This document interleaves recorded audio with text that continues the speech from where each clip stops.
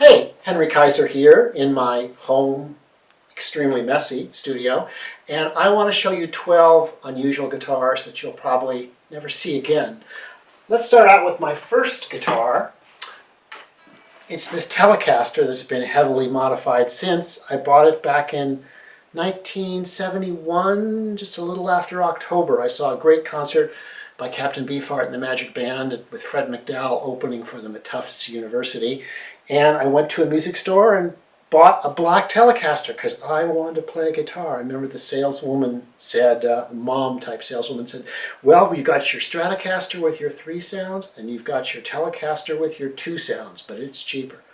So I got this black Telecaster and used it on many records. I just recently sanded the belly cut and the arm cut on it.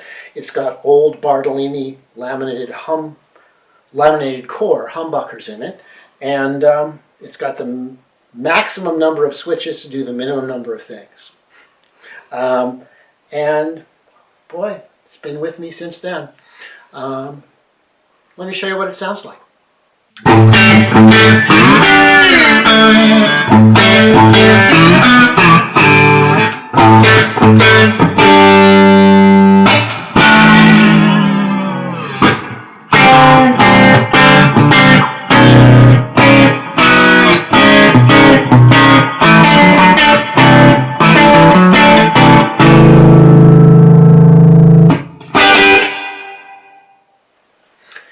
Here's the second guitar I got, which I also got in college. I got it at a basement music store in Harvard Square in Cambridge, Massachusetts. And it's a Stratocaster. And it was $125 back then in 1972 or 73, maybe 73. And it had a woman's private parts carved here in the front, and it had a woman's butt carved in the back. And I had a great repairman, Hideo Kamimoto, fill it with putty and repaint it and put this very tiny flake, red metal flake paint on it. And I changed this pick guard. But I changed the pickups very soon after I got it to these old high A, precursor of Bartolini pickups. And it's one of my favorite Stratocasters ever. I keep these old black Maxima German strings from 25 years ago. I still have 4 sets left and they last me a couple of years, so I've got about 8 more years. And it's the best guitar I have for sounding like Hubert Sumlin with Howlin' Wolf in 1963. And it's just great for a lot of things, and it was with me on all my early records and many, many gigs.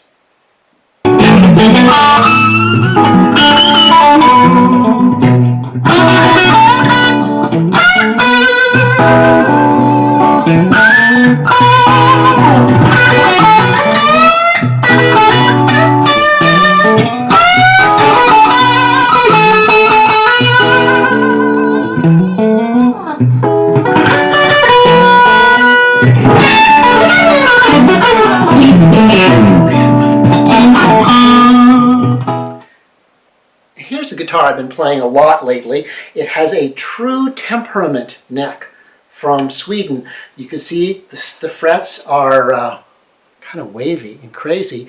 And what it tells you is it tells you how messed up our regular guitars are with straight frets, because this is what you need to really play in tune, some people think, and I agree.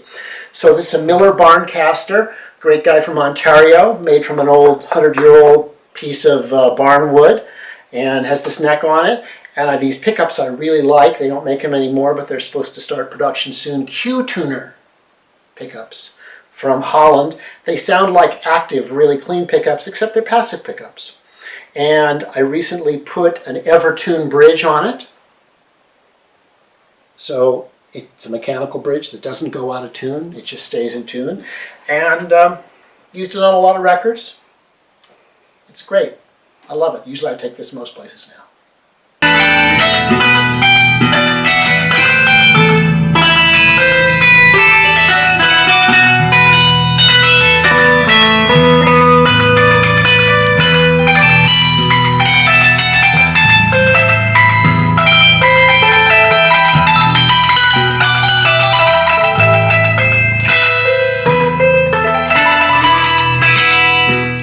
So one of the reasons I've got too many guitars, like you see over there, and all around us, is that I'm kind of an inveterate tinkerer. You know, Jeff Beck and people have said how guitars are like hot rods, and you can modify and change things all the time, and Fender guitars were a great original approach to that aesthetic, because you could take the necks off and swap things around. So I'm always messing around with parts, Wormuth necks, Musicraft necks, Wormuth bodies, different pickups, and I think this is the most successful guitar that I've ever put together out of parts. It has a hemlock body, which is a really light wood like pine, and then it has a really dense wenge neck, which is flat sawn instead of quarter sawn, and it has a couple of these alembic activator pickups that I really like in it, these big knobs from my guitar tech, guitar player columnist Gary Brower's knob drawer, and it's just the best sounding clean guitar, best sounding distorted guitar. It's really good for Grateful Dead music. It's a terrific guitar. It also has this unusual harness bridge made by Schaller, designed by a guy in Marin County, which I think does really efficient transfer of the energy between the strings and the body. And I think it's just a lucky guitar, lucky pieces of wood, lucky combination of components, where everything came out to give a really unusual sound. Let's hear it.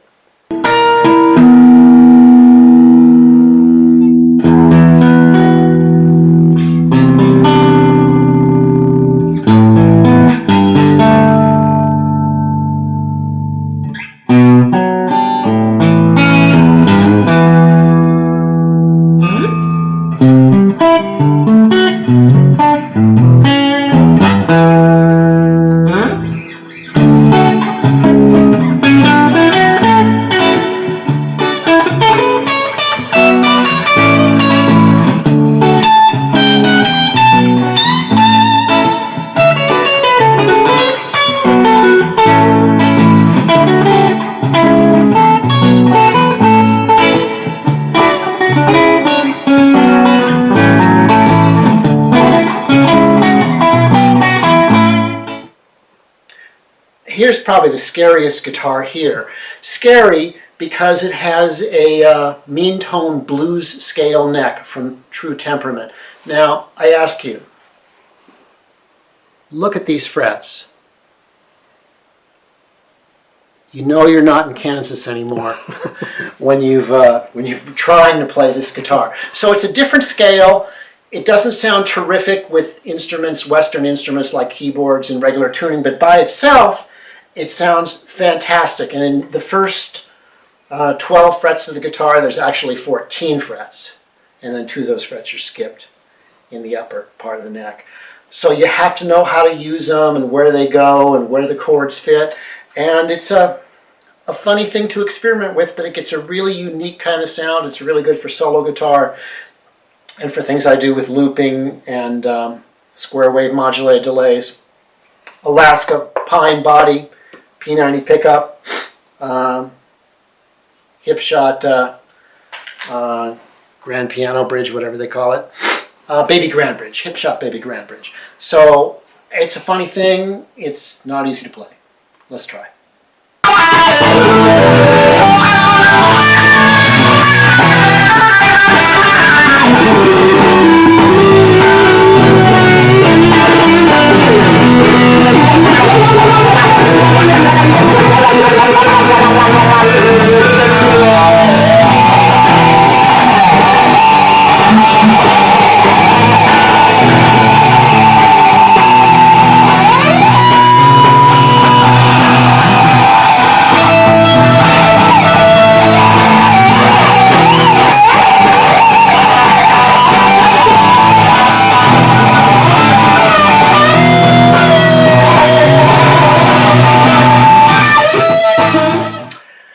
The new guitar in the studio, a just gorgeous Ulrich Teufel Antonio model. This is a new design from the guy who did the Tesla and the Niwa and the Birdfish guitar, German designer, a genius graphic designer and an amazing luthier. I think this is the most exciting new guitar designs that I've seen in years. It's a mahogany body, has some chambers in the back, and look where the body joins the neck. It's at the it's like the 9th fret. That's kind of crazy. You know, so you know chords with your thumbs up here. It's got Ziricote wood appointments and binding. It's got a special weakened Alnico 2 magnet that he developed for this. And it doesn't sound like what you'd expect. It's got this kind of headstock. I think he's inspired by Antonio Torres, a great Spanish guitar maker, classical guitars, and Antonio Stradivarius for the Stradivarius guitar. And they have something to do with the lines of this instrument. It's art, it's beautiful design, it's a fantastic guitar. It kind of reminds me of an old early 50s hollow body Gibson in the way it sounds, small hollow body. It's just magic, and it doesn't add up that it sounds the way it does and looks the way it does. I hope I can do it justice. Let's see.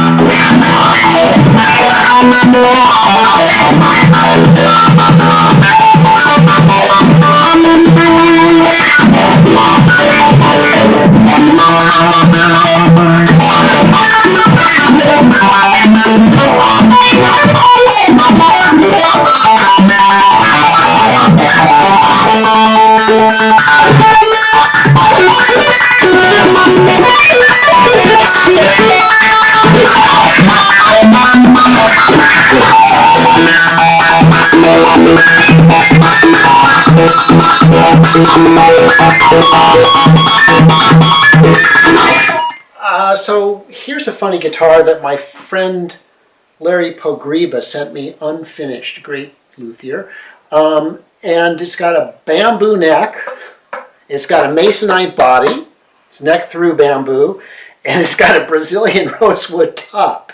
3 things you wouldn't usually find together. I put these Bartolini pickups in it, and I decided it's best on high strung, Nashville high stringing, where the bottom 3 strings are replaced by strings an octave higher. And just an odd thing. Nothing else like it. I'll show you what it sounds like.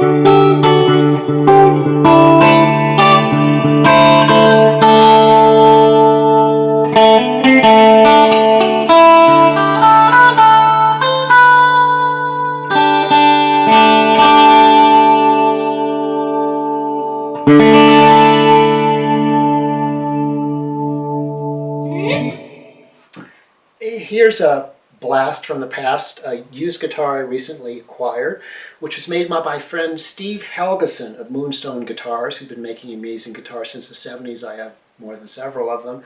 This one has a solid walnut body. It's a model called a Vulcan Deluxe, and it's got Bartolini pickups in it. And my friend Andy Marshall of THD Electronics told me that he thought walnut produces a really strong fundamental pitch. And this guitar just is really anchored to the center of the earth when you play individual notes. It's kind of remarkable, and it's new, so it's getting a lot of attention here at home. Here it is.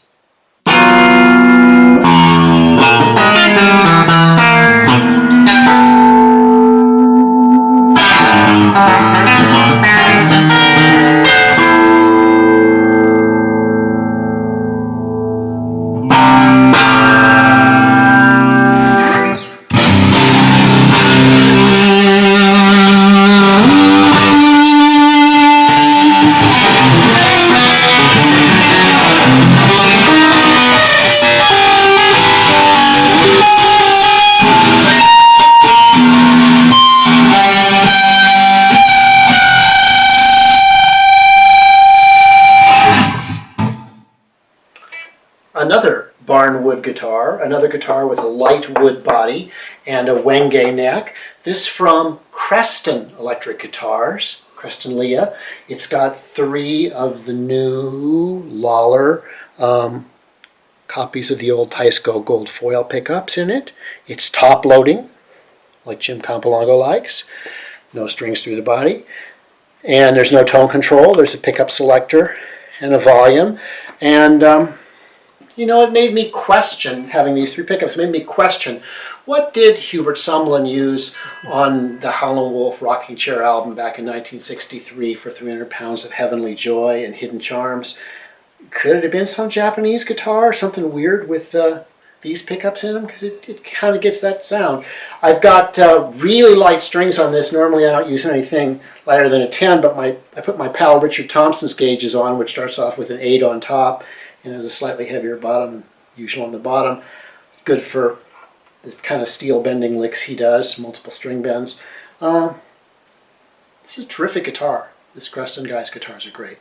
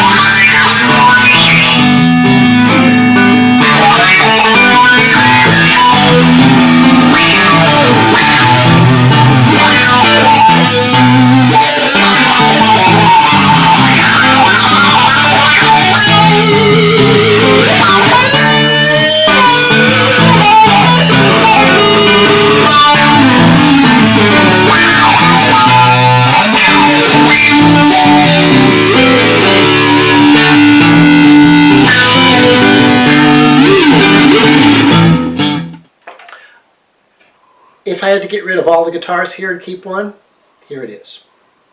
I got this in 1991, used in Real Guitars in San Francisco. It's made by my friend Dan Ransom, who's one of the great secrets of the custom builders world. Fairly inexpensive and better guitars than anybody else. I got this guitar, I changed the pickups to the Alembic activator pickups that I like, and I don't know, this guitar just sounds like me. And whenever a friend picks it up and plays it, they say, hey, I sound like you. So I don't know if it's the relationship with this guitar, which is a flamed alder body and a maple neck, or if I force the guitar to be like that. I don't know. But this is, house is on fire. I'll grab this one.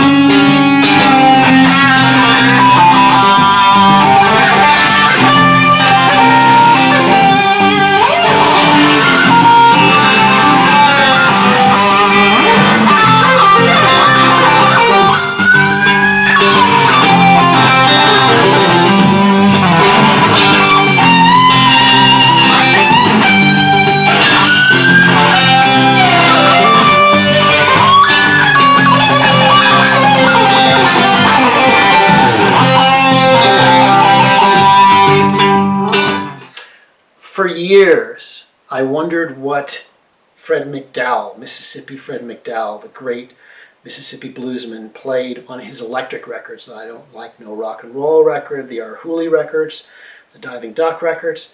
He had some kind of electric guitar, and there were pictures of it, but the headstock was all obscured with folk art that he put on it. I wondered what it was for years because it had a really strange, airy sound. Really fascinated by it. Nothing sounded quite like it. I looked and looked and looked, never could figure it out. One day I was giving up. I told my friend Alex Varty, a great guitarist, journalist, and guitar collector up in Canada. I said, oh, I give up. I was trying to figure out what he was playing. And Alex said, oh, I had one in high school. He was playing an Italian guitar called an Hispania. I was like, what? And I looked on eBay, and there's one for $125. And it has very microphonic pickups. It's got this funny tremolo. And it just kind of sounds like old Fred McDowell on those records. I guess he was playing that guitar when I saw Fred McDowell open for Captain Beefheart back in 1971. I think it was in late October. The next day I went out and got the black Telecaster we saw earlier. So another connection to the past and personal thing here. Hispania. See.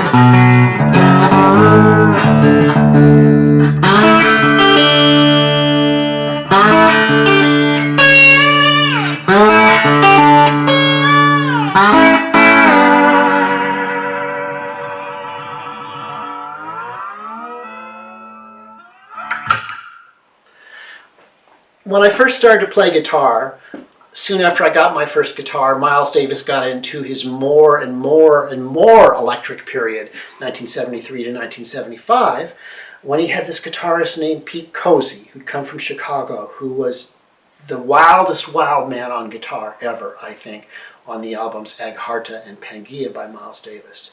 And I saw photos, I saw videos. He was playing some weird guitar with kind of a scroll on it like this. And I wondered what it was. And then I was in Tokyo and I saw one for sale in a store. And it was made by the Morris Guitar Company. And it's kind of a copy from a Gibson mandolin style. And for years I regretted it, that I did not buy it. And then, and it turned out to be something really rare that nobody had ever seen another one of. I met Pete Cozy, I talked to him about it, he told me how much he loved it. And then I noticed somebody had one in their collection online, Michael Robinson, who has Airline Guitars Company. And I traded him a Teisco Spectrum 5 clear plastic body guitar for it. And while mine has different pickups than Pete Cozy's, Pete had different pickups in his, it's kind of just sentimental, and it reminds me of Pete Cozy going nuts on those records. Before Pete died, he was saying that he would probably leave his to me when he died, and he was in the hospital for about a year, and I guess his landlord cleaned his place out and sold all the guitars. And I tried to find out what happened to it. Probably just in a junk shop somewhere, and nobody cares. So whenever I look at this, I think of Pete Cozy, and it makes me very happy.